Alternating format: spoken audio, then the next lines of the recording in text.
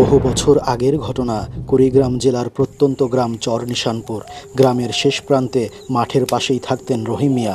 নামাজি, সোজাসাপটা মানুষ, 5 ওয়াক্ত নামাজ তার বাদ যায় না। শীতের রাত, চারপাশে কুয়াশায় ঢেকে গেছে। রহিম মিয়া তার ঘরে ঘুমাচ্ছিল। হঠাৎ মাঝরাতে তার ঘুম ভেঙে গেলে সে তার ঘরের ঘড়ির দিকে তাকিয়ে দেখে রাত 5:17।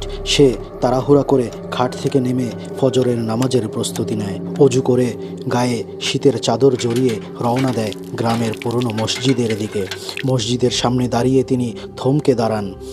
ভেতরে টিমটিম আলো জ্বলছে, আর লম্বা লম্বা সাদা কাপড় পরা একদল লোক সারিবদ্ধভাবে নামাজ পড়ছে, যা দেখলে বোঝা যায় এরা কোনো সাধারণ মানুষ নয়, অন্য কিছু। হঠাৎ রহিম মিয়া সন্দেহ হলে মসজিদের ঘড়ির দিকে তাকান।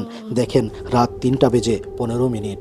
রহিম মিয়ার বুঝতে দেরি হয় না, ঘরের ঘড়িটা নষ্ট। তাই ভুল করে সে অসময়ে ঘর থেকে বের হয়ে গেছে।